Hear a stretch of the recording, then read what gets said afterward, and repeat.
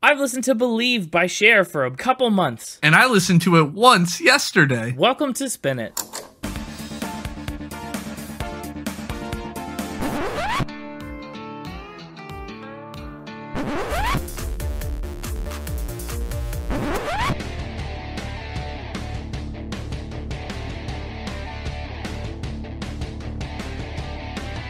Hello, everybody, and welcome back to Spin It, the record ranking podcast for people who would rather be listening to music. I'm James, and with me, believing in life after love, it's Connor. Do you believe it? We're back for another episode of the Spin It podcast. I believe it. I believe it. I'm excited about this one. Best time of the week. Podcast time. We first talked about Cher way back in our 90s singles episode. I think was the first time she came up. We actually talked about Believe the song quite a bit. And at that point, I hadn't listened to much Cher. But then, I was going through the albums of the month, and I was like, oh, we did Believe, and I really liked it. I should listen to the whole album that it's on.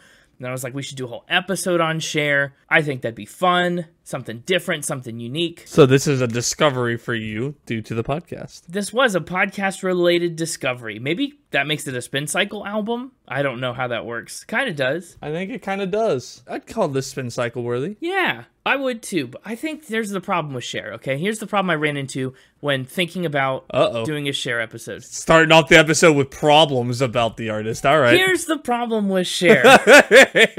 Here's my hot take. Go ahead. There are a lot of eras of Cher that we could talk about. There's the Sonny and Cher. A lot of Sheras. A lot of Sheras.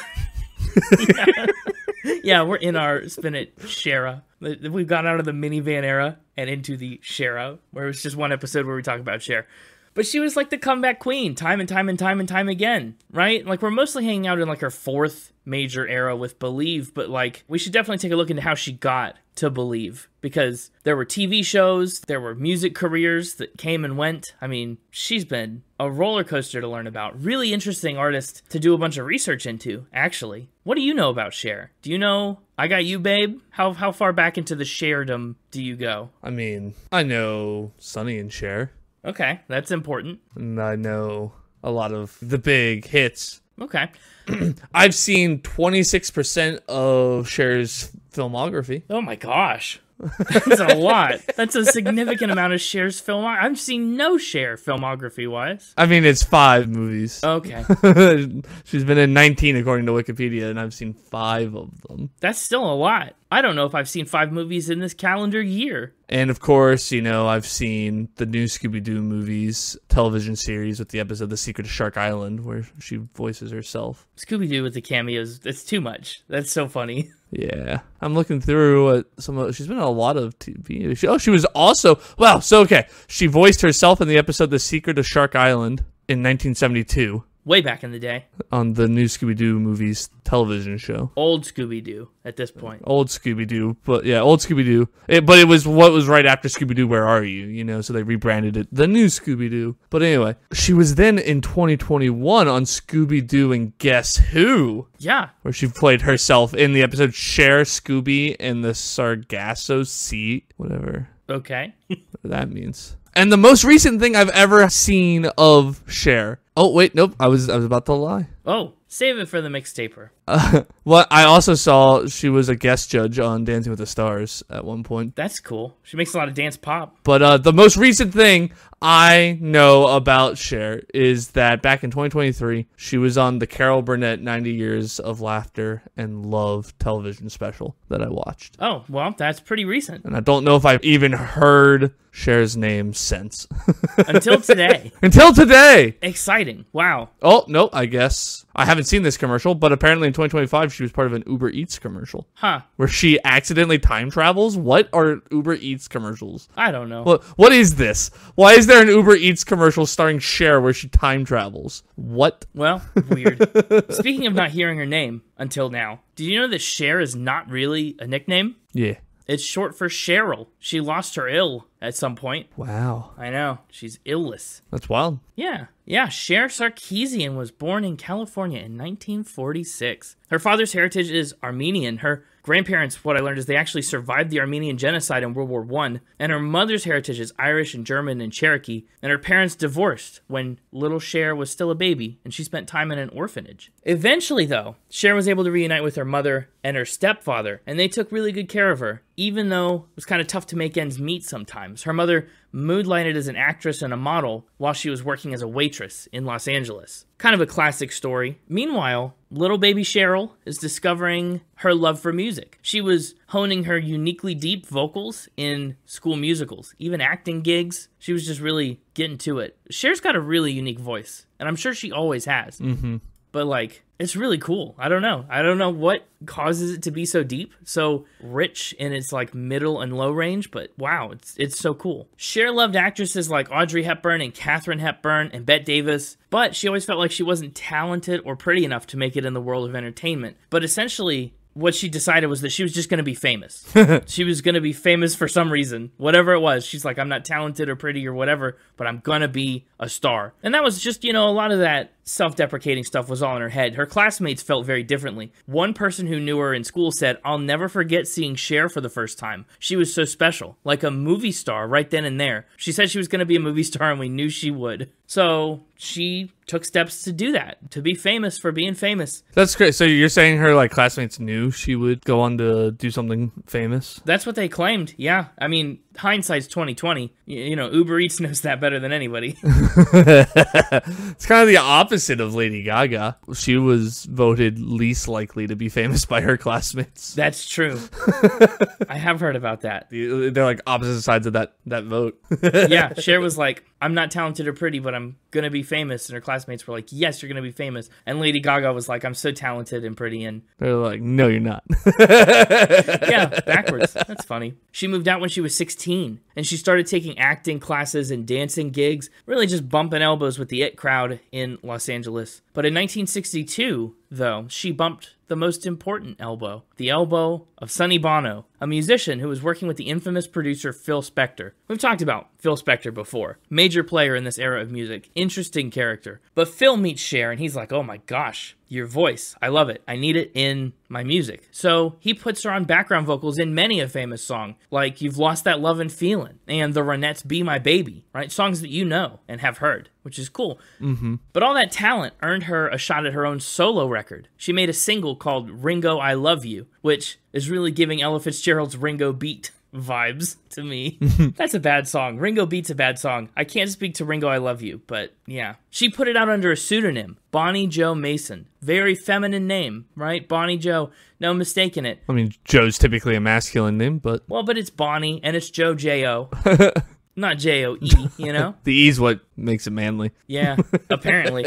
But even though her name was Bonnie, right? Even though it was a feminine name, radio stations still heard her deep voice and mistook her for a man. They thought she was a gay man singing about loving Ringo. And they went, absolutely not. This is 1960, and we won't stand for this. Oh, gosh. Yeah, so they didn't like that, which is ridiculous. Apparently, that's just a thing that happened to Cher. That's crazy. Yeah. So she's trying her best to break into radio. But while that's all happening, Sonny and Cher are falling in love. Wow. They ran away to Mexico, and they got unofficially married in 1964, and then they started performing together. Cher got really bad stage fright, and she said that when she looked at Sonny on stage, she would get less nervous. She said she sang to the people through him, which is cute. He's kind of her little safety blanket up there. That is cute. Their first stage name as a couple was Caesar and Cleo. They had a few hit singles, like Do You Want to Dance and Let the Good Times Roll. Not as good. Caesar and Cleo is not as good as Sonny and Cher? Correct. Correct. Yeah, that's true. I mean, it's clunky and kind of bizarre. He's named after either Roman emperors or salad dressing. I don't know about that.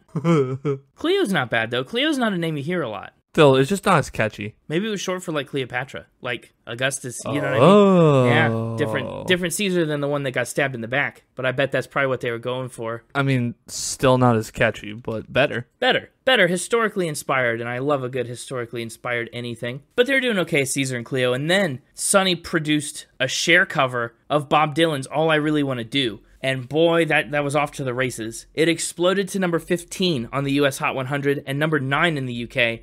And so they said, well, let's ride this wave. And they put out a solo album for Cher. It was the same name, All I Really Want to Do. It exploded to number 16 on the US album charts. Suddenly, Cher's got a hit record, and thus we got Sonny and Cher. They rebranded to their own names after Cher's chart success. They wanted to piggyback on that and go, okay, well, you all know Cher from this album. Look, she's also over here with Sonny. Wow. And they came out of the gate swinging with their all-time greatest hit, I Got You, Babe. You know it. Even if you don't know it, you know it. Oh, yeah. Oh, you know it. You know it. You know it. You don't lie to yourself. They decided to move to England because I guess they thought they were getting more successful in England, but they were an overnight hit, real cultural phenomenon across the pond. They actually ended up with 5 songs in the Billboard Top 50 at once, which at the time was a feat that had only been accomplished by Elvis and the Beatles. Nice. Yeah, that's an elite company. Sonny and Cher kind of persist on through the 60s, but as music changed around them, the duo kind of started to bland out, as they said. They were also monogamous, right? They were together, and they were anti-drug, which lost a lot of the hippie crowd, which would become an important market in the late 1960s. Yeah. They also just don't necessarily look anti-drug. Well, at least in that time period. But maybe that whole time period just didn't look anti-drug, even if they were. Yeah, I think it was just a mess. But their music just wasn't keeping up with the changing times. Yeah, fair enough. Yeah, and as Sonny and Cher, the music group, started to spiral, so too did Sonny and Cher, the couple. Sonny begged and pleaded to stay together after he dated around a little bit. I guess that begging and pleading worked because their unofficial marriage turned into an official one once they had a son. Wow. And basically, Sonny and Cher, they kind of faded into a little lounge act. Honestly, fine. Not everybody needs to be a Beatle or a Taylor Swift level of stardom. No, it's true. But when you have that, it kind of sucks to fade away from it a little bit. And when everybody's a Beatle, no one will be. But one of the things that Sonny and Cher became known for is they would, nag at each other on stage and heckle each other. They'd bicker. Oh, yeah, naggities? Yeah, they were getting naggity.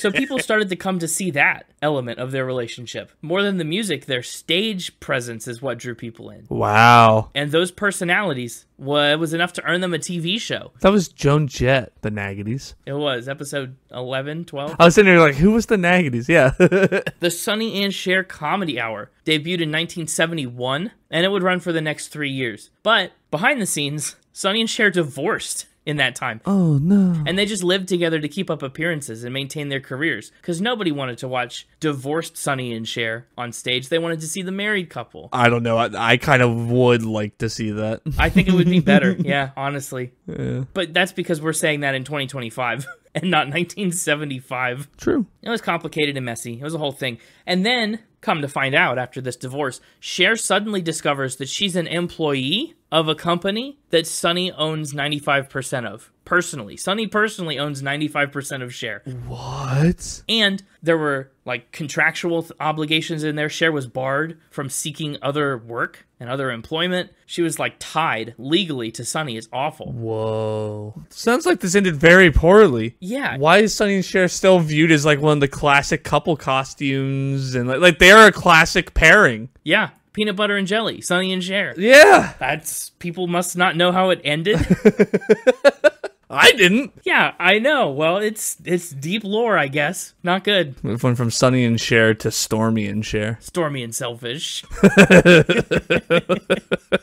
Anyway, she did get out of that contract. She made it. She freed herself and found a huge record deal with Warner Brothers in 1975. That year, she started another TV show simply called Cher. The LA Times said that Sonny without Cher was a disaster. Cher without Sonny could be the best thing that's happened to weekly television this season. So people were loving it. She was breaking free from the shackles that bound her for so long. She had big names on her show, too. Cher the Show featured guests like David Bowie and Elton John and Tina Turner and the Jackson 5. It was remarkable. It ended up with only 2 very successful seasons because Cher said doing a show alone was more than I could handle, which is reasonable. I mean, when you're handling that caliber of guest stars all the time, that takes a toll. You got to step back sometimes. Yeah. So after Sonny and the divorce, Cher gets married to Greg Allman of the Allman Brothers Band. And of course, she was still making music this whole time, too. I mean, by 1977, she was up to her 14th studio album called Cherished. I don't know if it's really pronounced cherished or it's pronounced cherished, but I'm choosing to call it cherished. I think it's fantastic. But then she and Allman divorced, and for a few years she dated Kiss's Gene Simmons. Awesome pairing. Right, wild. Sonny and Cher. Nobody ever talks about Cher and Gene. So, I mean, I'm guessing because she's been dating all these rock musicians. In the 80s, Cher, her music really takes more of a rock music revitalization edge. Gets a little rowdier. She also jumped into musical theater, and she debuted on Broadway in 1982, which landed her some movie gigs, movies that may be part of the 20% that Connor's seen, like Silkwood and Mask and a couple others. She did an audiobook of The Ugly Duckling, just normal things. In the 90s, which is the Cher that we are mostly going to be in today, Cher did more film work, but it also seems like finally she achieved her goal of just being famous for being famous. She dated Bon Jovi's Richie Sambora, and then she dated the Top Guns, both of them, Val Kilmer and Tom Cruise, which is wild. In the early 90s, Cher was diagnosed with Epstein-Barr virus, which led to chronic fatigue, and that really slowed down her output and the pace that she was able to work. She ended up in like infomercials for all sorts of stuff. It was another moment where, she was on top of the world with Sonny and Cher and they turned into a lounge act. Then she was on top of the world with a hit TV show, 14 studio albums, and suddenly she's becoming the infomercial queen, as they called her. So it looked like another bleak moment for Cher. Another, maybe this is where my career finally fizzles out situation. But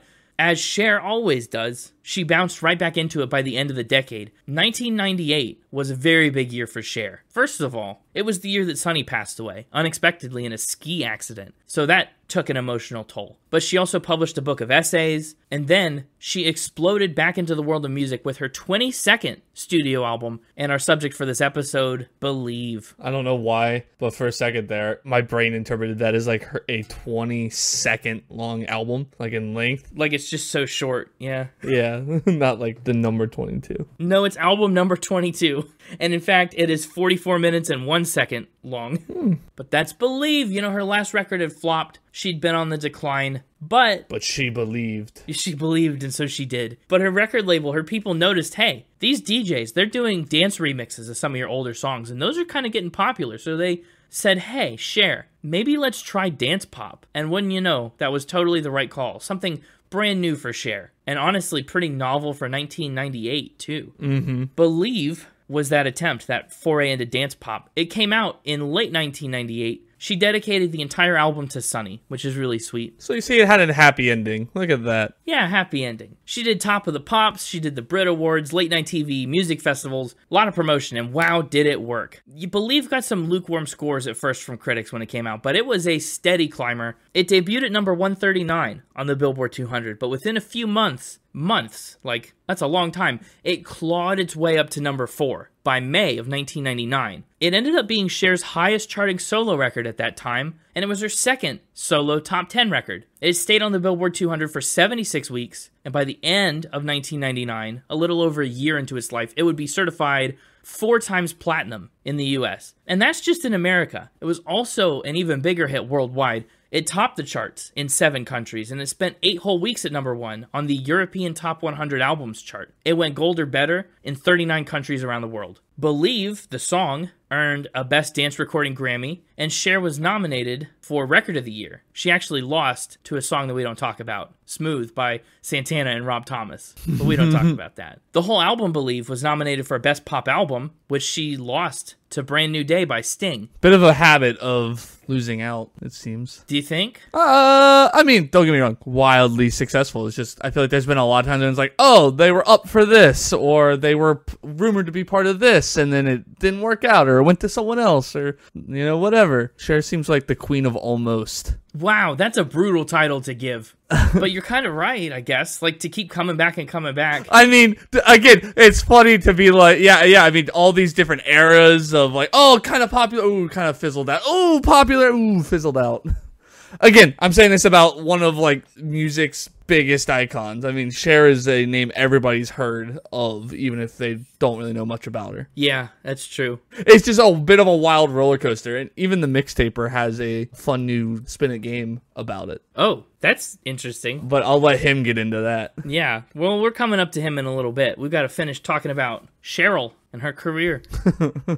Man, but yeah, Believe, I mean, it was up for those Grammys, tons of other awards too, but we'll cover all of Cher's hardware in a second. Entertainment Weekly said that Believe was the most dramatic comeback Hollywood has seen. That's what I'm talking about. Yeah. Just highs and lows here, roller coaster. Highs and lows. Interesting too, Believe is one of the first times that Cher tried to write and rearrange some lyrics by herself. Oh. Tried is the operative word. She doesn't actually have any songwriting credits yet on Believe. Those come soon, but at least she gave it the beginnings of a shot on Believe. So that's exciting. Mm-hmm. Everybody's got to start somewhere. Yeah. Some people just choose to wait till album 22. You know, whatever it takes.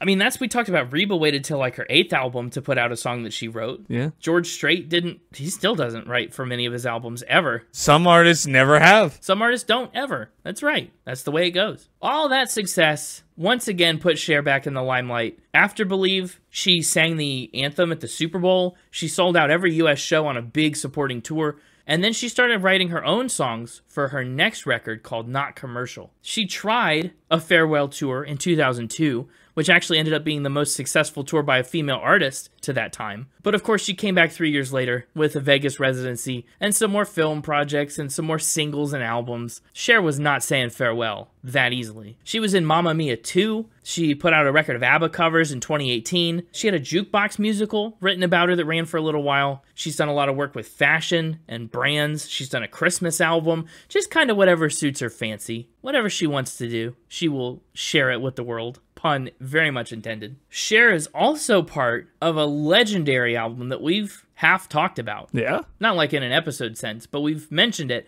and it's one of the most remarkable things I know about in modern music. Do you know what album Cher is featured on? Which album? Cher is featured on the Wu-Tang Clan's Once Upon a Time in Shaolin. What?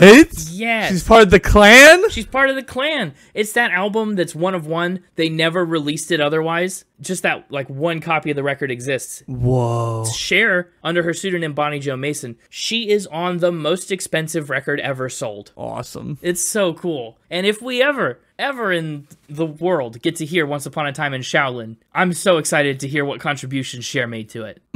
Yes. That's so cool. Well, to date, Cher has obviously been absurdly productive. Her career includes 27 solo studio albums spanning 1965 up until Christmas, her 2023 Christmas record. So she's still going strong. She's also done 3 solo live albums. And then add to that the 5 studio albums and 2 live albums that she did as part of Sonny and Cher. I mean, she's up in the 30s on albums. So as for Cher's awards and accolades, there's so many. First of all, she sold more than 100 million records as a solo artist, right? She's way up there. She's in the same tier of best-selling artists as Stevie Wonder, Tina Turner, The Beach Boys, David Bowie, Paul McCartney, Bob Dylan, and of course, Meatloaf.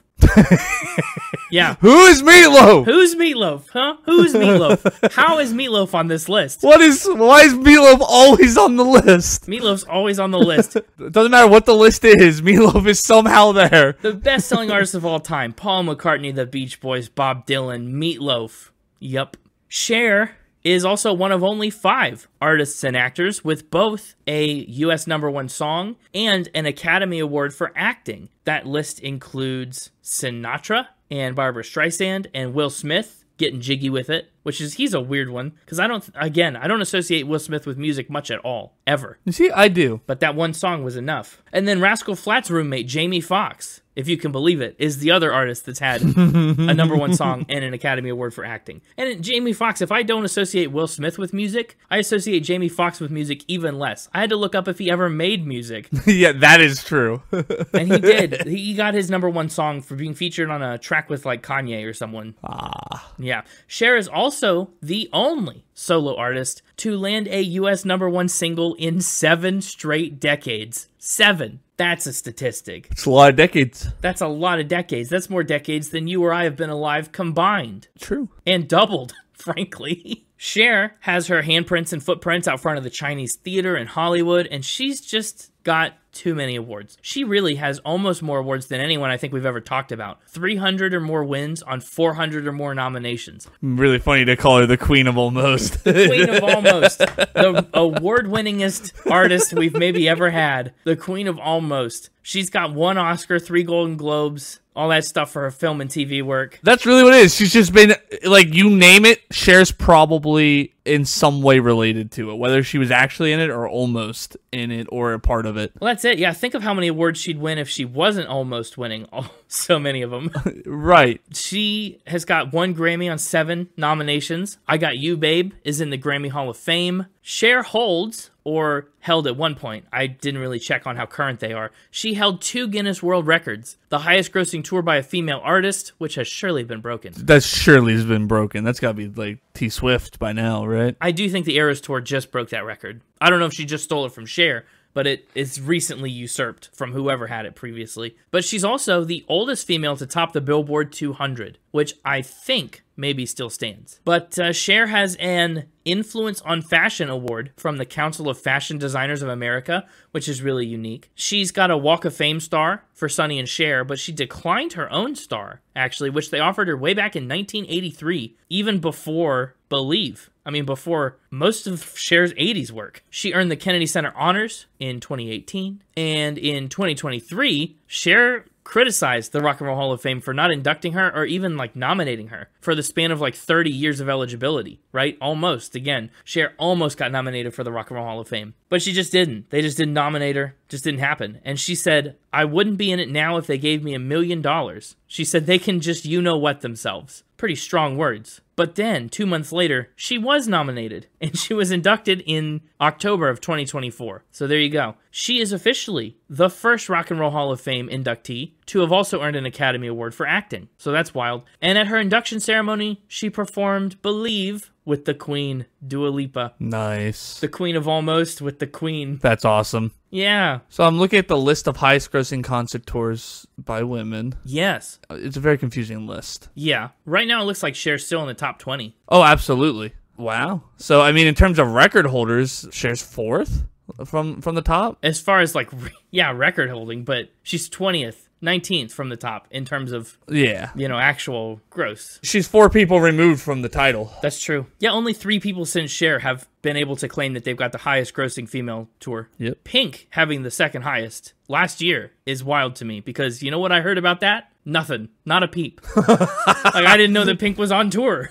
Dang. I heard a ton about Beyonce and Taylor Swift. I'm in the loop, right? Apparently not. Apparently not the Pink loop. Man. Anyway, that's the rundown on Cher. That's a lot of information to share with you. And now it is time for some Factor Spin where the Mixtaper will come. Apparently he's got some kind of thing up his sleeve, but he's going to teach us, in theory, 4 new things about Cher. Things that you may or may not ever need to remember or know in your life. Oh, Mixtaper. Hey, it's me, the Mixtaper. Hello, Mixtaper. Welcome back to the show. Do you believe in life after love? I actually believe in love after life. Oh, that's cute. Actually, here's a really fun fact about me. My name used to be Mixtaper. Mixtaper? Yeah. And then you, like Cher, drop the YL? Yeah. Wow. That's a good choice, I think. It's a good choice for Cher, too. I mean, what a good name. It is. Cher's just good. It's 1 syllable. Bam. Punchy. Memorable. Bam. Mononymous. All right. So, Connor already kind of mentioned that I have a fun new game. We'll get to that. I'm afraid. I want to start this round of Factor Spin-Off with an exciting announcement. An announcement? Yes. I took a little gander. We set the calendar of episodes well in advance, right? I try to, yes. That way you can find your spins with plenty of time. I can confirm that in the currently scheduled lineup that you have laid out, you have finally scheduled an artist for one of our long-awaited facts. Oh, really? Oh, that's so exciting. I mean, it could be as early as this episode. It's actually not this episode, I'll tell you that. Okay. It's not this one, but anytime as early as next episode to whatever you have scheduled today, which you have up through 2:15 currently listed. Somewhere between 2:05 next week and 2:15, we will hit a long-running fact. Oh, that's exciting. Well, so the long-running facts that could come up, which I guess this will be relevant in the future. We've got the Santana worm, right? Santana had a worm named after him, and we don't know who that's about. And then we've got the 2 from the Gabrielle Aplin episode originally. Somebody lost their seat on a plane to a hat, and of course Ryan the Ghost, the elusive specter that's been haunting me for, 160 episodes. One of those three will finally have its resolution in the next 10 episodes. Wow, the end of an era of some sort. But none of that has anything to do with Cher. No, apparently not. So let's jump into our first fact for the Cher episode. Hit me. Our first fact: Cher had an alien encounter. Oh, another alien encounter. Boy, these have been happening since episode 2. What alien did Cher encounter? Like a real-life outer space extraterrestrial? Yeah, one on vacation. Oh, it was on vacation, or she was on vacation when she saw it? I assume it was on vacation because it went to Malibu. Oh, yeah, sure. Why not? What did she see? What happened? She saw a silver, silent disc just hanging in the sky. Weird. Like a spaceship. She saw this during a late night swim on her Malibu home. On her home? Whoa. On her Malibu property. Okay. So she's swimming. She looks up. She sees a silent silver disc. Does it, move? Does it fly in any kind of way? No, it was just hanging there. Like it was hovering. And this is just a close encounter of the first kind. Like she just sees them and then they, what? Does she watch it till it leaves? Yeah. It just hovers there for about a minute before vanishing in a blink of an eye. Wow. So how old was she? When was this happening? This was in the 1980s. Okay. And does she talk about it? Tell people about it? Do people believe her? Mm-hmm. Well, I think if you believe her, depends on if you believe in aliens or not. But well, that's a great point. So she clearly must believe in aliens then, right? She said the experience made her less skeptical of alien life. Less skeptical. That's funny. Tom DeLonge would love this. I think this is a spin. Thinks it's a spin. Yeah, I do. I think it's a spin. And I suppose it could be true. Maybe. That's how all these go.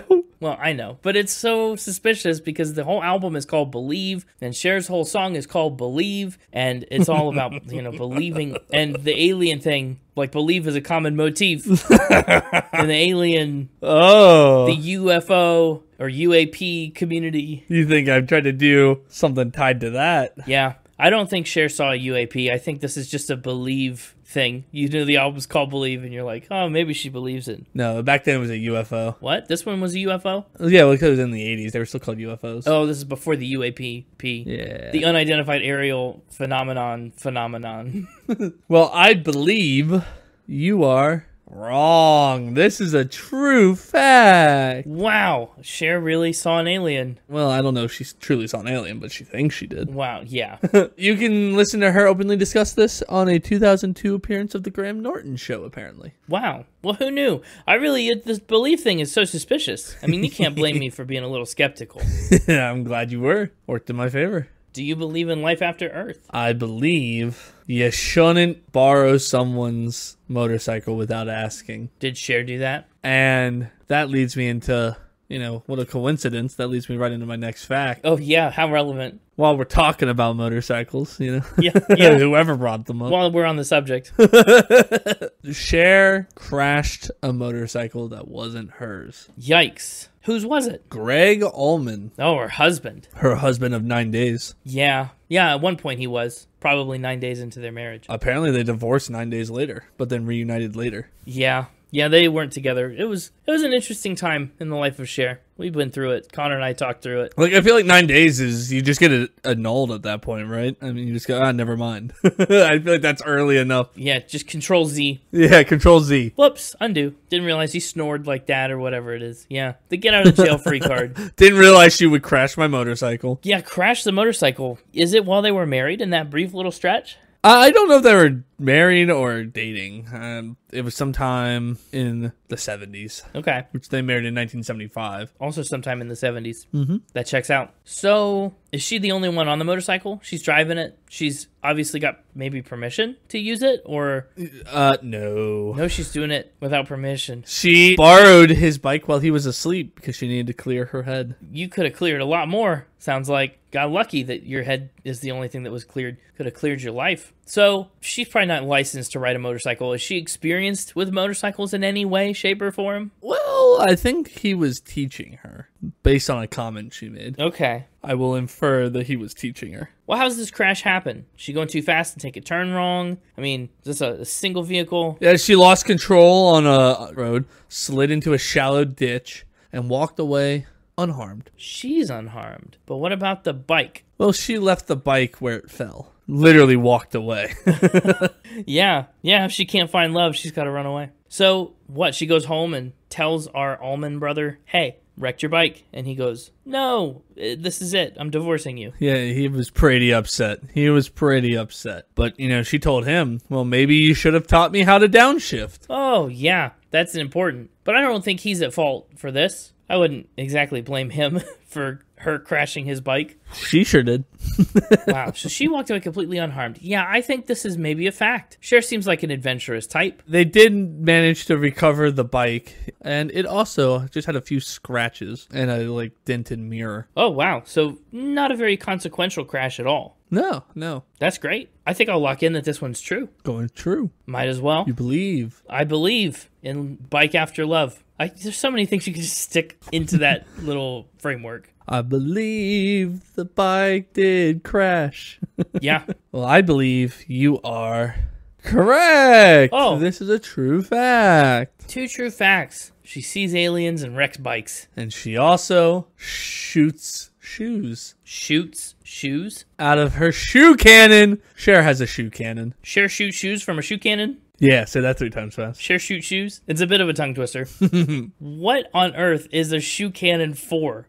Is she shooting shoes into the crowd of a concert? Like in arena events, hockey games and such. They'll shoot t-shirts out of an air gun. And that's kind of what I'm picturing. Yeah. I mean, it was using compressed air and it shot shoes into the crowd. Custom shoes, giveaway kind of shoes, cheap freebies, or yeah, giveaway shoes. Did she take the shoes off of her feet, showborn shoes, and shoot them out into the crowd? No, just it was pairs of stilettos. But don't worry, they put foam on the heel so as not to injure anyone. Not to puncture anyone's eyes. Yeah. So the problem with this is, shoes, I think of 2 things here. First of all, covering the stiletto point, you got that covered. Great. Then there's the issue of they're so heavy, heavier than t-shirts. You got to really be heads up, if you're going to catch a pair of shoes. Heavier than potatoes? No. But also, again, this wasn't a cannon you would be holding that would have a limited supply. These are... Or are you just thinking, still injuring someone by, bludgeoning them? Yes. No, I'm thinking injured by bludgeoning. Yes, if I'm sitting in the crowd and I get hit in the head with a stiletto... Well, I'm glad you consider that because they did break someone's nose. Yeah, that would happen.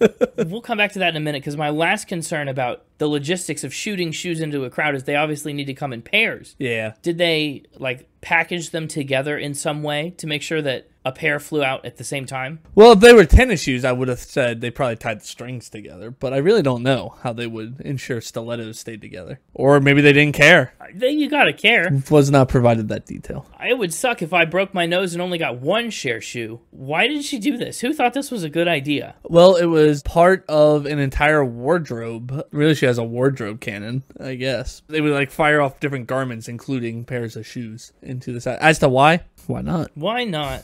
So how often did she use this? Was this just for one tour? Did someone break their nose and they say, oh, we can't do this anymore, it's a liability, and then stop? What's the frequency of shoe cannoning? I couldn't tell you. Was not provided with that detail. Well, tell me more. Do you know more about the person that broke their nose? Sure don't. Okay. Was not provided with that detail. Sure, this is ridiculous. I guess I can believe it's another true fact. It's not uncommon, like I said, sporting events, arena things, all the time they do compressed air and launch giveaways and merch and stuff out. Shoes is a ridiculous one. But Cher, she's a fashion icon. I can see her at least trying this. Trying to be novel, trying to do something fun. I don't think it's a good idea. And it sounds like it didn't work great. But I think it's a fact that she probably tried it. You believe it's a fact, and I believe you are correct. Wow. But I'm also wrong sometimes, so this is actually a spin. What? That was annoying. Hold on, you gotta really make that one clear for the audience who just believed that. It's a spin. It's a spin. It's not true. It's a spin.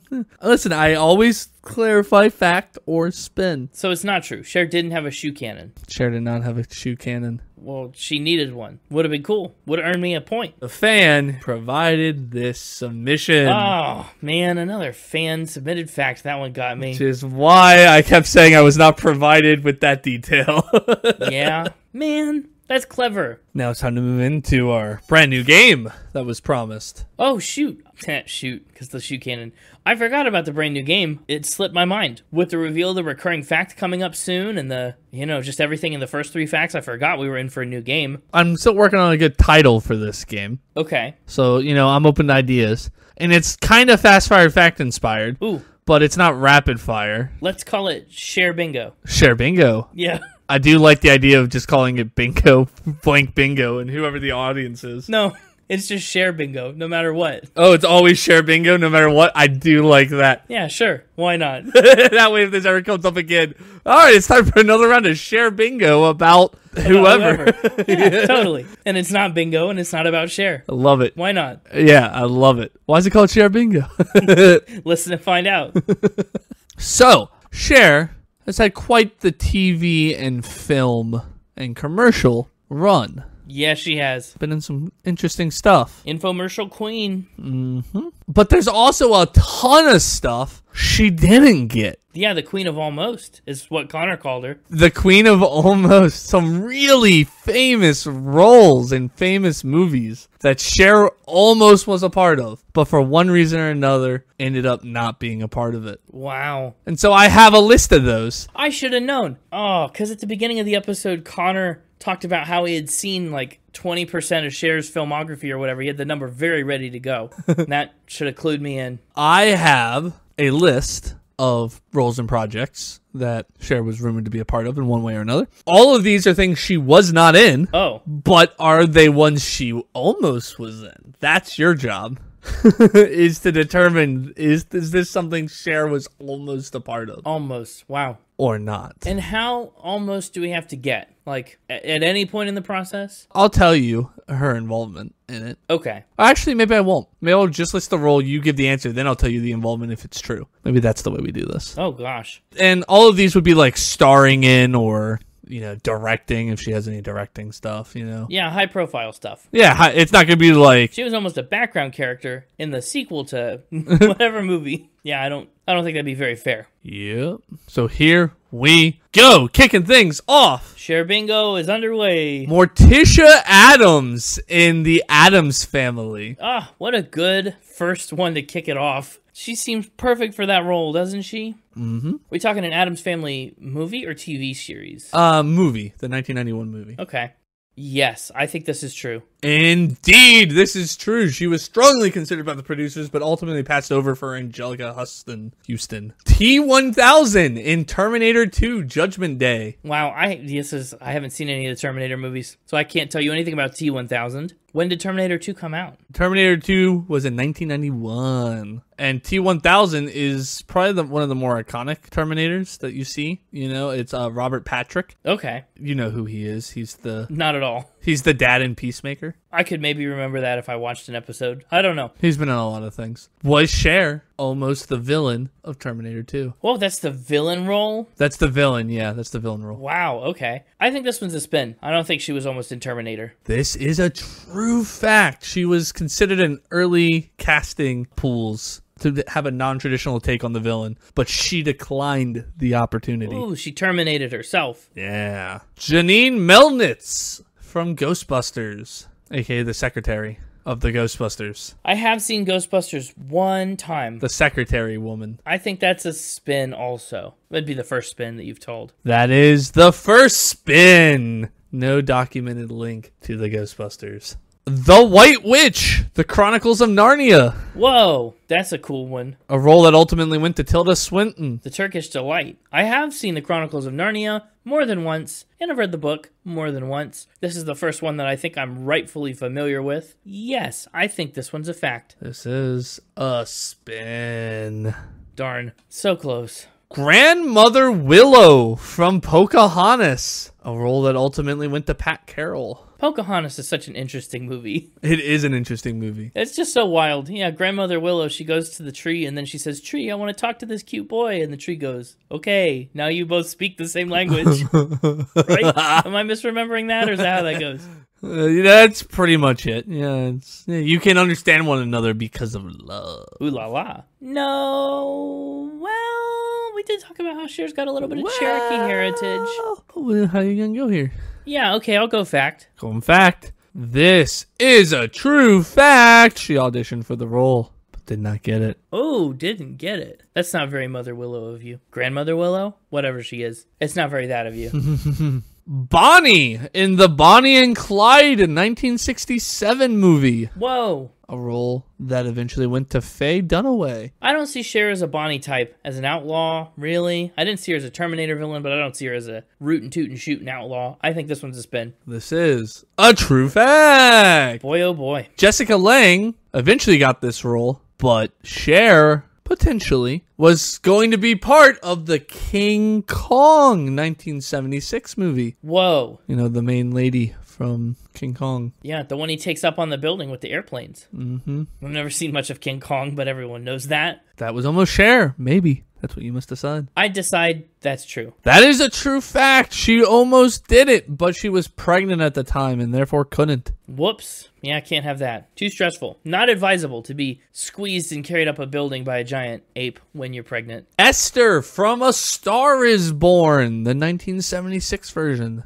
A role that went to Barbara Streisand. I don't know anything about A Star is Born. It's the one that just got remade a few years ago with Lady Gaga. I guess I did hear about that. Yeah, I think this one's a spin. I don't know enough about it to make any kind of a fact judgment, so I'm going to play it safe. This is a true fact. Darn. Mother Gothel from Tangled. Oh, a singing role. A role that went to Donna Murphy. That's a good one, but again, I still am not feeling Cher as this villainous type. I think this one's a spin. I think she's just got the look that's kind of like Cher, but I don't think Cher got close in the process. This is a true fact. Really? Wow. You just really can't see Cher as a villain, and apparently neither can any of these producers. No. Because she keeps not getting it. Maybe that's why I don't see her as a villain. It's the cycle. That's the first time I've dipped below 50-50 in this game. Madame Morrible from the recently released Wicked movie. Well, you know, I just don't really see Cher in kind of an anti-hero villain role. So I think I'm going to call this one a spin too. The Wicked movie was pretty good. Cher would be quite a get. This is a true fact. Really? Cher expressed interest years ago when the movie first was announced, but no official offer was actually made. Wow. The role of Norma Desmond in a Sunset Boulevard unmade musical film. I don't know anything about that. Sunset Boulevard is an Andrew Lloyd Webber musical that was going to be made into a film. Oh, yeah. It never got made. But when they were in development, supposedly, they wanted Cher to play Norma Desmond. Sure, that can be a fact. That is a fact! Okay, that's good. Thelma from Thelma and Louise, 1991. A role that went to Gina Davis. Also a true fact. A true fact! Okay, we're coming back. Catwoman in the Batman Returns, 1992 movie. A role that went to Michelle Pfeiffer. Oh, Catwoman. Yeah, I think that one's true too. That is a true fact. Awesome. Now, I haven't seen that, but I do think I heard about Cher almost getting that. Catwoman in The Dark Knight Rises from 2008. Maybe I'm wrong and I actually heard about Cher almost getting this one. Yeah, sure. I think both of them are true. Why not? Cher's almost Catwoman a couple times. Correct. Catwoman in The Batman, No 2022. 3 Catwomen? She's really got 9 lives here. I think this one is also true. Keep them coming. This one's a spin, but how great would it have been if it was all 3? That would have been awesome. Mamma Mia, the 2008 movie musical. Well, in these other ones you keep saying characters, but in this one you just said the musical. And I was like, The movie musical. is the character named Mamma Mia? I don't know which character for this one. Darn it, this one's hard. I think I could see it. I think this one's a fact. This is a fact! And she did go on, I think, as we mentioned earlier in the episode, to star in the sequel movie, Mamma Mia, Here We Go Again. Yes, that's why that felt so confusing to me. Yeah, she was almost in the OG, but she did make it into the sequel. All right, our last one. Oh, final Cher Bingo. This is for the bingo. Actually, maybe you already have the bingo. I don't know how the score is. Right now I have 9 out of the 16 that you've asked. So I think I'm locked in. Nurse Ratched One Flew Over the Cuckoo's Nest. I don't know much about that either. You haven't seen One Flew Over the Cuckoo's Nest? That feels like one you would have seen. No, not at all. I couldn't tell you the first thing about what it's about either. It's about one who flies over the cuckoo's nest. I actually could have told you that, but I also don't think that's what it's about. So I think I'm still correct. I think this one is true. I don't know anything. True. Wow, you think you finally can see her as a villain? Oh, is that a villain? Never mind. Nurse Ratchet's not really a good character. Okay, well, if that's a villain, then I'm going to change my answer to spin. Oh, really? Yeah. Well, it's a good thing you did, because this is a false. This is a spin. This is a spin. Wow. Okay, so 10 out of 17 is my final score. That's a tough round of Cher Bingo. That means you get bingo. That means you get bingo. You got Cher Bingo. Yay, bingo. I can't believe I did it. Didn't even use the free space. Like I said, the queen of almost. A lot of famous ones. I mean, Thelma from Thelma and Louise, Bonnie from Bonnie and Clyde. Yeah. King Kong. Some big ones. Catwoman almost twice. Yeah, it's true. The Addams Family. But also, I mean, for being the queen of almost, she has done a lot of actual acting. Yeah, she has. Wonderful. Mixtaper, I love a new game. That was a blast. It was, I mean, pretty much just fast-fired facts, but different. Yeah, a little different. Little different. New game. It counts. It was all not real stuff, though. It was fast forward facts is trying to determine if something's real or not real still. This one, it's all not real, but how, was it almost real? That's true. A weird in-between gray area of factor spin. Yeah. Well, we will see you next week where you can give it another go. Try and whip it in factor spin. I can't wait to see where Cher Bingo comes back. Yeah, who knows? It could be anywhere. I'm sure you'll share in the experience with us when the time comes. I can confirm Cher Bingo will be back. No, wow, man, we'll have a lot of stuff coming back lately. If that was true, at the end of the episode on the YouTube video, it just pops up. Cher Bingo will return. Great, can't wait. Yeah. Oh, there he goes. Goodbye, Mixtaper, and welcome back to Connor. It's me, the Connor. Yeah, it is. I'm happy with the 50-50 on the Cher episode. There's a lot of information about her. I'm glad I know half of it. Technically, you only got 1 point and a bingo. Well, but a bingo is, for all intents and purposes, that's a win. Yeah, bingo's equal to 1 point, I think. That's fair. Yeah. Maybe the real bingo was the facts we learned along the way. I think so. That's a pretty good motto. Well, let's talk briefly about this album art.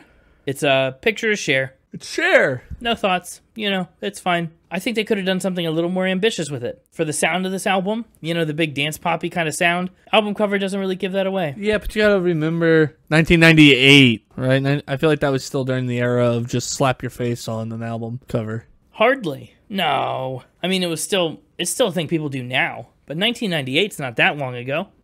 Almost 30 years. Well, yeah, but also look at all the other good album covers we've got before 1998. Yeah, no, I'm not saying there wasn't good stuff. I'm just saying pretty common thing. Especially since, didn't you say the ones before this didn't do so hot? Yeah, that's true. I mean, this is her kind of comeback attempt. Yeah, they were like, hey, Cher's back. Look, it's Cher. Look, it's her. Can you believe it? It's Cher. Do you believe in Cher after Cher?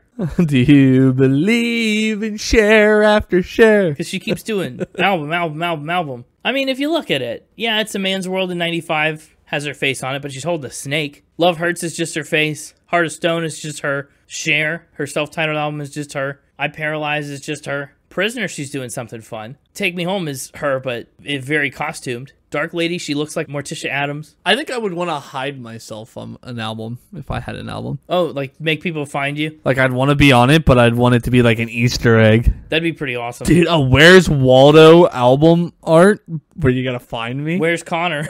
I think that'll be the album cover of Connor's Hippin' and Hoppin' album. I think so. Wonderful. It's all mixtapers and then one of me. That would be impossible. Or all me and one mixtaper hidden on there. That'd be even harder somehow. Well, we've got a good 10 tracks to talk about here. 10 dance poppy tracks. And it starts with the dance poppiest of dance pop. That's the title track, Believe. Title track, kicking it off. Darn right. Hype. Hype, indeed.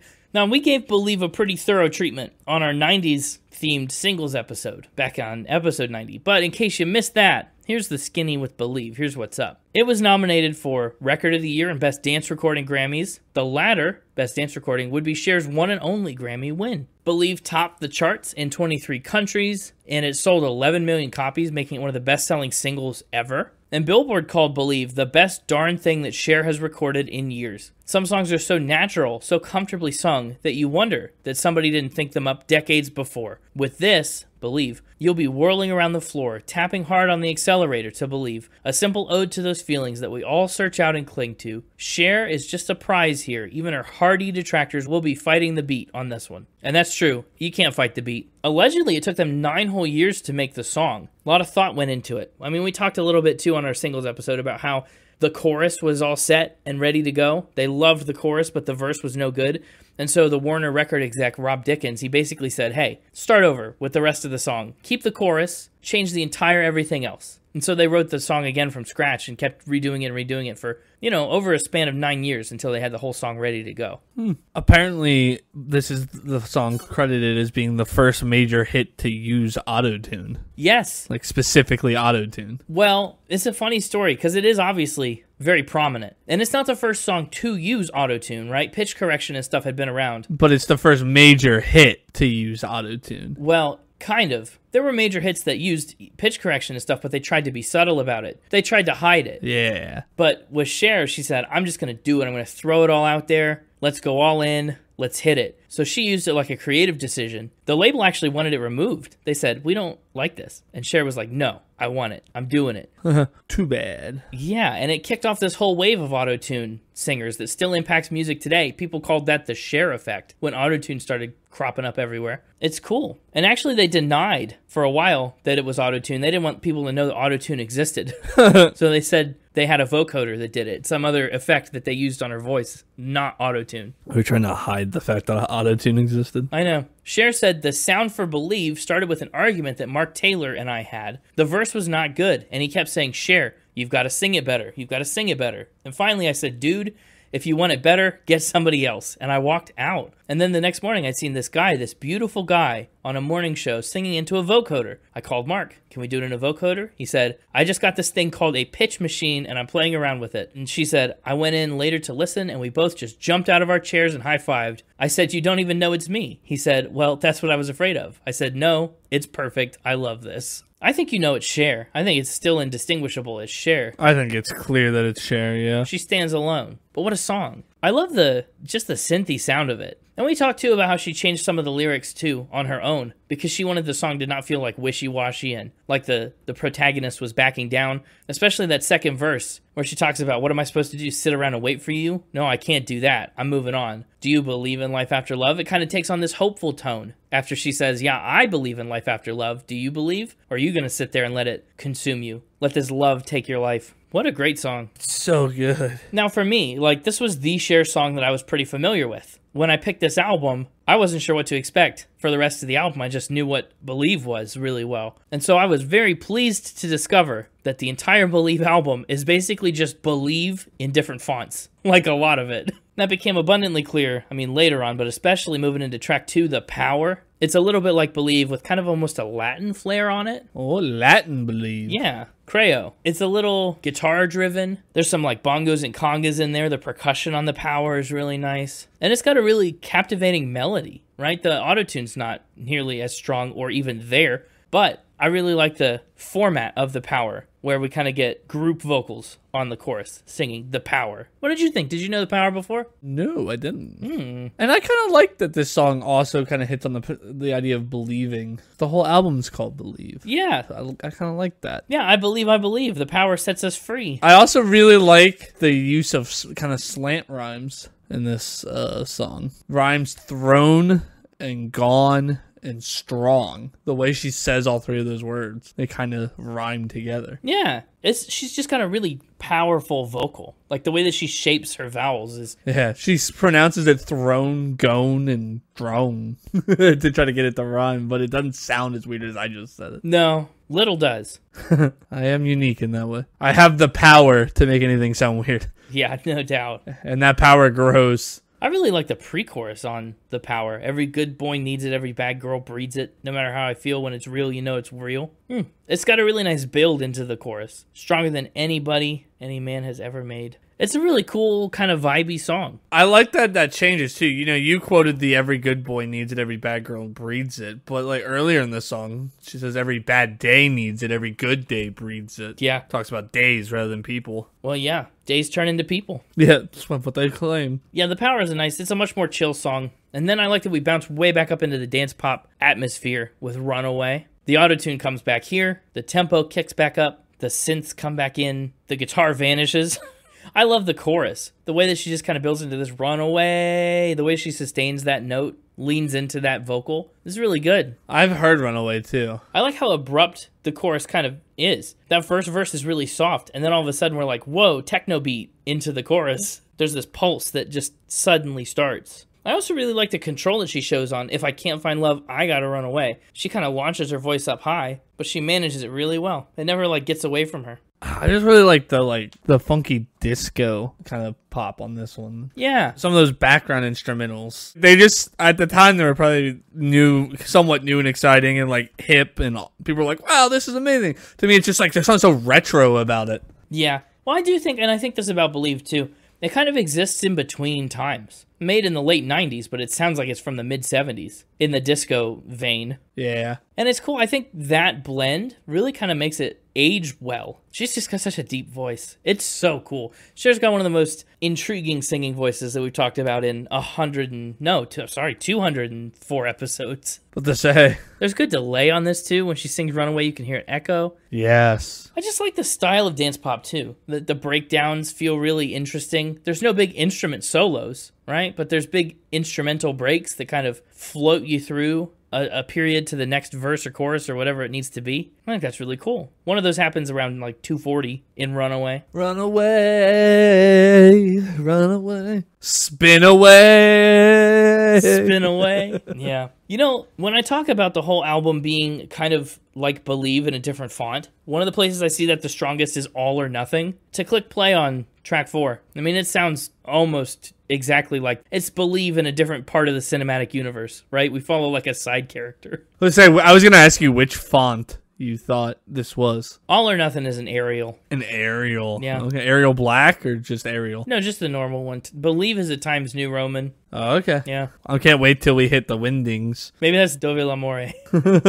Yeah, probably. That's maybe the Wingdings, because I don't understand all the lyrics, because Italian. Anyway, we'll get there. That's fair. All or Nothing was the third single from the album, and it hit number 38 on the Hot 100 and topped the Dance Club Play chart as well. Billboard also loved All or Nothing. A critic said that the song is the kind of pure dance extravaganza that brings nothing but exalted exuberance to the radio airwaves. He said it's so joyous and well executed that it makes life a little more satisfying than it was 4 minutes before. Do you think that's true? I'd agree with that. Yeah, I feel a little more satisfied after I listen to All or Nothing too. I feel a little more all and a little less nothing. I feel a little less nothing. Absolutely. I truly, this song is so similar to Believe. I don't even have anything different to say about it. I like it almost as much. I don't know about that. Almost. I think Believe has the catchier and more iconic chorus. Well, absolutely it does. But a song I really love is Strong Enough. Strong Enough. Yeah, Strong Enough is pretty solid. I guess my point is if I wanted an album of all Believe, I wouldn't be disappointed with an album of all Believe and All or Nothing. You know? Stuff like that. And Strong Enough is pretty close to it too. Strong Enough feels halfway between The Power and All or Nothing to me. And just its energy, its vibe. Dude, I just like how it does that thing where it sets it up like it's going to be another one of those slower songs. Like a ballad, yeah. Uh-huh. And then it hits that chorus and it says, well, bam! It does feel very ballady, and it's got a very good ballad melody. I almost wish we had the chance to hear the whole song play out like that. It would be cool. But that synth brass is too irresistible. Once it starts, I can't not have it. Strong Enough was the second single. It went to 57 on the Hot 100 and was another Dance Club Play chart topper. It's a very dancey song. And I just love the rhymes in this one. They're not slant, like in Believe, right? But she kind of rhymes at the beginning of her lines, which I think is really interesting. I'm strong enough to live without you, strong enough, and I quit crying long enough. Now I'm strong enough. It's just strong enough and long enough at the beginning of the line. A lot of internal rhyme, which is really cool. I just really like the hook. That I'm strong enough. Just the way, just that little bit. The da-na-na is just so catchy. It's powerful. And what a cool song to hear from Cher, right? Who's been through several divorces and this messy situation with Sonny, and he had just passed away when she wrote this, and she was like infomercialing out. Like, she's strong enough to come back. No matter what she does, she's strong enough to get back up and continue to dominate or almost dominate everything that she does. And there's so many good. This is a brutal song. I've been losing sleep and you've been going cheap, and she ain't worth half of me. Woo! That's a vicious thing to say. Cher has a lot of attitude. There's no more to say about this song. So save your breath and let's walk away to our next track. Our next track, which one is that? The Windings track. Yeah, remind me again what it's called. Dov'è l'amour. Not bad. Dov'è l'amour. Double Amor. Dov'è Amor. Dov'è l'amore. Yeah. Dov'è l'amore. Yeah, it's Italian for Where's the Love? And it was the 4th single. It's so good. I actually should have known that how it's pronounced as soon as I hit play on the song. I was like, oh yeah, she literally says Dov'è l'amore. Yeah, it's very clearly right there. I don't know why I panicked. My 1 semester of Italian classes also helped me out immensely. Whoa, you took Italian? Yeah. You've been holding that out? Well, 204 episodes in and you haven't busted out the Italian? No, I did it because I already took a lot of years of Spanish, and I thought I need another language credit. Yeah. And since I already know Spanish... Italian is just Spanish in another font. Yeah. See, and since I already had so much Spanish, I thought Italian would be easier to learn. And so I took Italian, and instead of learning a lot of Italian really easily, what it did was it messed up my Spanish. So that was fun. But Where's the Love? This one's cool because it kind of is in, not Spanglish, but Italanglish? Italish? In Italanglish. What do they call that? Halfway between Italian and English. Englishin. Englishian. Yeah. Englitalian. That's it. That's my favorite way. Englitalian. I like it. She does, put all the lyrics in here translated, but it almost sounds like a direct translation of more Italian lyrics. I cannot tell you of my love. Here's my story. I'll sing a love. Like, it feels like the lyrics started as Italian and she translated them all the way back to English. All the way back. And I love it. It sounds so cool. There's a lot of interesting minor chords in here and a really unique flavor for this album. No other love can take your place or match the beauty of your face. I'll keep on singing till the day I carry you away with my love song. It's a really awesome chorus. There's a lot of really big moments in there, and I think maybe Dov'è l'amore is the closest we get to a ballad for a while. Maybe at all. I'm a big fan of songs with words in other languages. Yeah. I think we've talked about that. A little bit. I like that it isn't overpowering. Yeah. Like, the whole song's not in Italian. I'm not just confused the whole time. But I also would be okay even if it was. Yeah, I probably would be too. Italian feels like a rare one, though. I feel like we see a lot of Spanish songs and French songs and Latin songs. Like, I just don't see many Italian songs. Yeah. And that's, of course, probably because I'm not looking in the right places for that. But yeah, you're not listening to songs about, like, spaghetti. No. Yeah, I've missed all the spaghetti hits. I've heard of spaghetti westerns. I don't really have a punchline in that joke. Nope.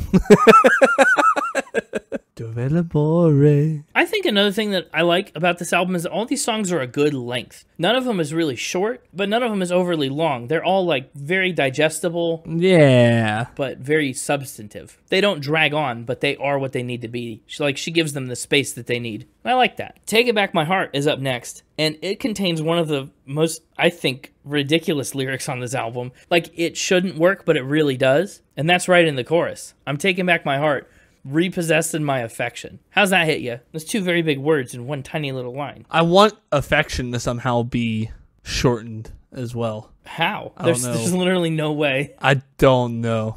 Repossessing my affection. That's awful. No, it should not be that at all. It just feels like if you're gonna say repossessing, you need another in word. What? The act in affection kind of ruins it. You got like repossession. You got a lot of soft sounds. Nah. And then you just got that act in there. I disagree. It's all something I've just thought about now that you pointed it out. So yeah, that doesn't mean you're not wrong. No excuses for bad opinions. Dang. I'm just kidding. I really like the beat of Taking Back My Heart. It's kind of got a unique tempo to it that the rest of the songs don't have. It's not as dancey as Strong Enough, All or Nothing, or Believe. And it's not like as sultry as Dov'è l'amore or The Power or anything like that. It kind of has this neat little niche in between. It's a pretty simple song. The lyrics don't really like repossession my affection is the you're right, maybe I'm messing it up now too.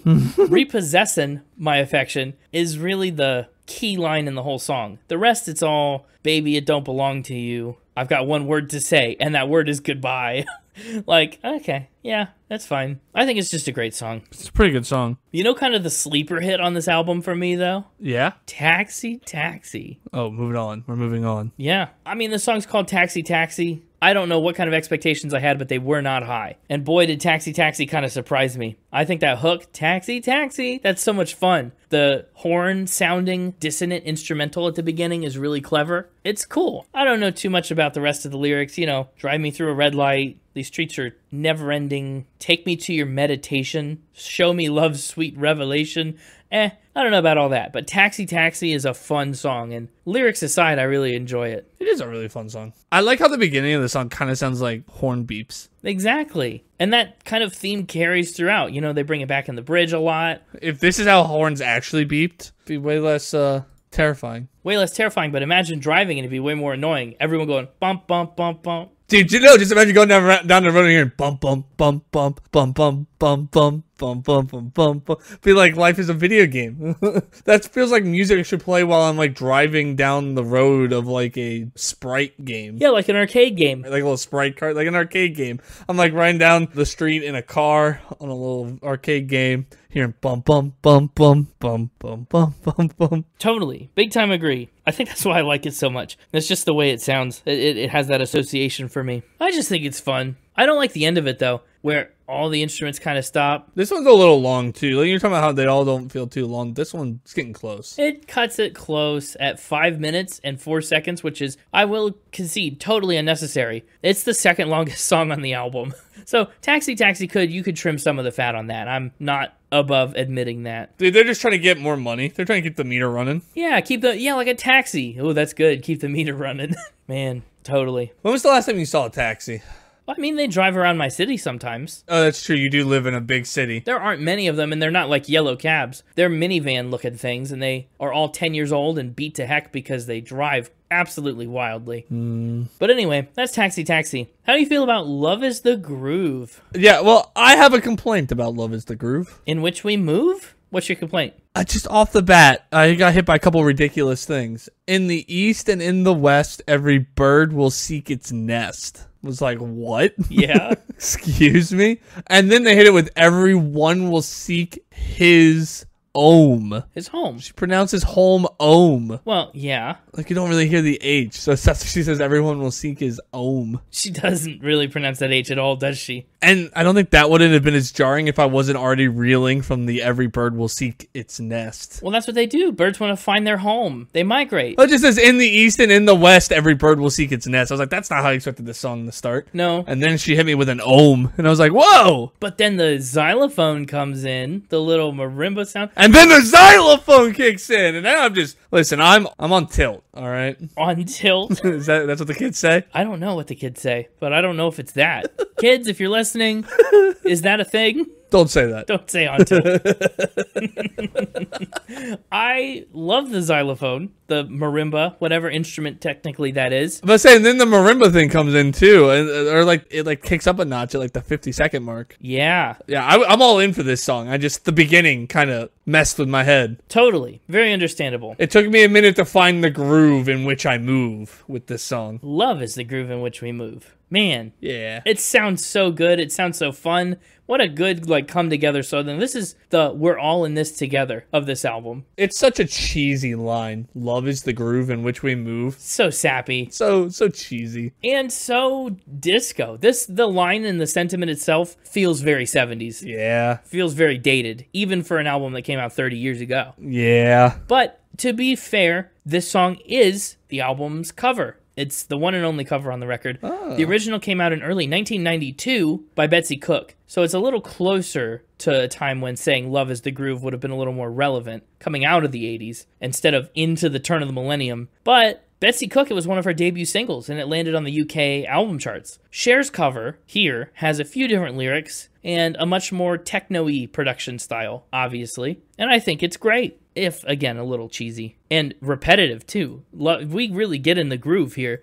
Love is the groove in which we move. What a good hook. But we kind of get in a groove like a record skipping for a while in there. I don't even know what else to say about it. I just like it a lot. But the album closes with a beautiful Bon Jovi song. I can't believe we're already at the close. Yes, We All Sleep Alone. It's been 44 minutes of believing. Believing in life after believe. But yeah, the last song it's not a cover. Cher's the original one to release it. But it was written by Bon Jovi and Richie Sambora and Desmond Child. So We All Sleep Alone would, in theory, be right at home on Slippery When Wet, which we talked about on episode 103, 101 episodes ago. It doesn't sound like a Bon Jovi song in the slightest, actually. Whatever they've done to the production on it, they've fully stripped the Bon Jovi right out of it. It also isn't original to Believe. Cher's the first one to release it, but it came out on her 18th record from 1987, her self-titled Cher album. So this is kind of a reworking of it. It's a remix done by Todd Terry. And honestly, it sounds like a remix, even though it's presented as not a remix. It's a little repetitive in its structure, right? The production and stuff feels samey all the way throughout. It doesn't really have much ebb and flow or build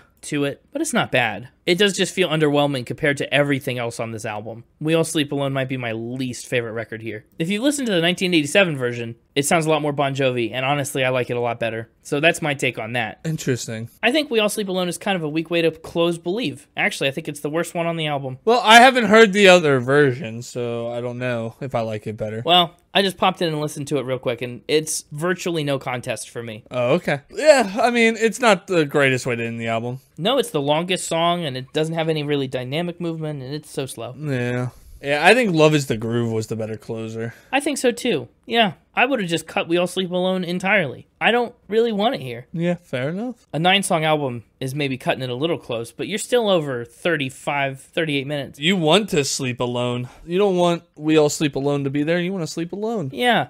Also, what do you think about the sentiment, We All Sleep Alone? Is this a song about dying? Or is this a song about, only being alone in your dreams? No one's there to, dream with you. Yeah, I think it's about death is the long sleep, right? The never-ending sleep. Yeah, so that's you could true. take it to there. But, I think it is kind of meant to be, regardless of how you live your life, at the end of the day, you sleep alone. You have to face the night, and you have to face your inner demons alone. Ooh, yeah. Yeah, when love's a possession, it'll tear you apart. You may have lovers wherever you roam. But sooner or later, we all sleep alone. We all die. We all die. Happy ending to Believe, the album. Do you believe in life after love? And then the album ends with We All Die. Cher believes in a little life after love, but not enough. So you better believe, and then you go back to the beginning, you better believe in life after love. Ooh, fun. No matter how much love you have, at the end of the day, you die. die. So you better believe in life after love. Yep, how about it? Thanks, Cher, for the message. Thanks, Cher. Thanks, Cher, if you're listening. If you're not, still thank you. If you're not listening, I take my thank you back. Oh, well, thanks from me. Anyway, let's get into some Final Spin. Really interesting album. Really intriguing foray into dance pop. Exciting to have it on the podcast finally. That means he hates it. I really learned a lot about Cher. He just hit this album with it has a great personality. Well, it does. It's unique. We don't have any other albums like this. I'm giving the music on Believe an 84. It's not you, album. It's me. Sure. Maybe it's all or nothing. 84 feels right to me. Believe and Runaway and Strong Enough and Dov'è l'amore and Taxi Takin. There's a lot of strong hooks on here. I think some of the verses are a little weaker. We All Sleep Alone is a total miss for me. The music is strong. 84 there. Lyrically, 83. I think a lot of these songs find a good thing to say and then hang on to it and beat it to death. Love is the groove in which we move, repeated 800 times. The power, the power, the power, the power, 800 times. I'm not strong enough, long enough, strong enough. It's fine. She's got good messaging in here. It's an empowering album. It's a fun album. 83 there. 86 on the instruments and production. It does really manage to straddle these two eras really well, right? The disco and the late 90s. It kind of fits both of those niches perfectly. That's really cool. What a great comeback album. One of the biggest of Cher's career, just full stop. So that's really awesome. And I just like a lot of the variety of sounds that are here. Whether you're talking about the auto-tune Cher effect on Believe, which was revolutionary and so cool, or the Italian kind of folky guitar on Dov'è l'amore, or the honk sounds of Taxi Taxi, or the xylophone of Love is the Groove. There's plenty of different flavors to get into here that I really like. Overall vibe, I'm giving it an 83. This album was solid, enjoyable, glad I get to know it. It has a nice personality, and its overall score is an 83.7, which lands it on my ranking list at number 453, which is just above Mentors by Fish in a Birdcage, and just below Out of Sight by James Brown. Pour one out for Bougie Poogie. 453. It's almost a top 450. Doesn't quite make that cut for me, but it's close. Close, but no Believe. No. What about you? How's this album going to score for Connor? Yeah, for me, this is a solid...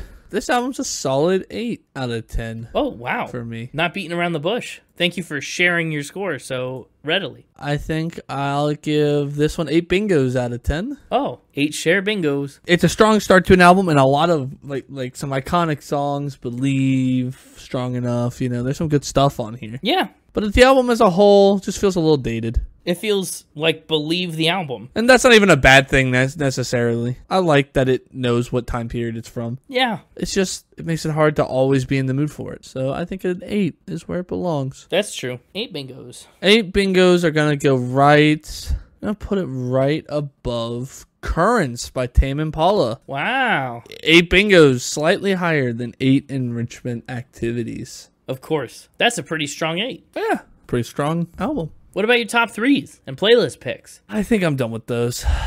No. What? Whoa, no, you can't. Do you believe in honorable mentions after top 3s? Yeah, I do. We've had them plenty. Sometimes with you, it's all or nothing. My top 3 in album order: Believe. Believe. The Power. Oh. Gets my honorable mention. Runaway. 3 for 3 here. Oh, my goodness. And then, of course, Strong Enough. Wow, no love for the back half of the album. And now I have a follow-up question for you. Oh. Do you believe in honorable mentions after honorable mentions? Yes, I do. Because I have another honorable mention for you. Whoa, that hasn't happened in a long time. You want to guess? Yeah, I think you're going to honorable mention Love is the Groove. Ooh. Cheesy though it may be. Well, my answer to that...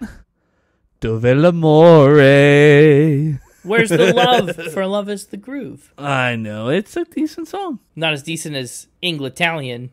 Yeah, well, the hook, Dov'è l'amore, it gets stuck in your head. So Yeah, it does. it earned a honorable mention. My playlist pick, I'll just take Believe. Oh. I'll fall on that sword. Come on. That means I have to make a different pick. Would you like to fall on the Believe sword? No. Okay, well then, either way, we were ending up here. Yeah, I kind of like Strong Enough in this instance, but I also kind of want to throw it to Taxi Taxi or Love is the Groove. Between the two, I'd take Taxi Taxi. would you really? Even though it's a little long, I think it's more unique. it is more unique, but it's also less serious of a song than Love is the Groove. Yeah, well, I have Believe to be serious. It's so hard to turn down the marimbas, though. That's true. That is true. Marimbas or car horns? Taxi Taxi is the more memorable song from this album for me. It was a surprise one, like I said, so I guess I'll take it. Plus, how many songs about taxis are we ever going to run into? It's true. It's a fun one. Well, that's going to do it for this episode about Cher, minus the ill. Thanks for listening. We really appreciate it. Thanks for listening. You can catch us next week. We'll talk about another album, and it will be wonderful. We'll see you next week. We're going to talk about another album. It's going to be a wild time. Next week will be really